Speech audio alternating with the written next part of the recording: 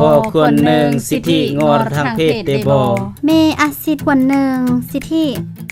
โปโยเมหนึ่งแล้วหรือเมอาซิดเดือนหนึ่งเกี่ยวกับเรื่องสิโปโยความหมายเราบ่สามารถรับเนื่องข้อมูลข่าวสารด้านสุขภาพเจริญพันธุ์กับเพศศึกษายื้อสำคัญเมก็สามารถกูดะสถานที่กับนานเปลแยงล่อลำยิมจรณะในก็อำจำแนกเราเมื่อเพศเสื้อชาติศาสนากับการโดการแต่งงอเพศเดอีโอ้ยด้านนี้แหละบ่น่ะเมื่อเว็บไซต์ตัวอย่างโยแต่งอันอีนึงเกี่ยวกับเพศกับสุขภาพบีและบ่น้องสามารถที่เลือกแต่งงานกับมือด่ามือกับมือกับเพื่อน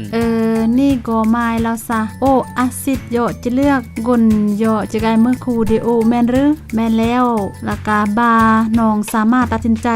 ยามมื้อบาจุอากรกีก็หมายโฟอาซิดดักลวงกันเตเนียมคุมกำเนิดรวมไว้รอดการป้องกันรักษากันลอยก่อนที่ปอในอันปลอดภัยบาน้องจะอาซิดบรรรับนานป้องกันเรือดาหล่อรุนแรงดานานพัวพันโยกีโยกนายนี่แหละความหมายเราโฟอาซิดสละย่อยยากการปกป้องเรือดักทะเลาะหุ่นแหงรวมรอดดาการหุ่นแหงทางเพศกับการบังคับรำโลดนี้กับก็สามารถพัวพันกับแต่งเวียกกับจึมกลบนพื้นฐานดาการเคารพย่อดีนี่แหละยื้อสำคัญบาต้องอาซิดจิเราแต่งแนวซึ่งกะยักกับอีสมัยเรียมก็บ่แล้ว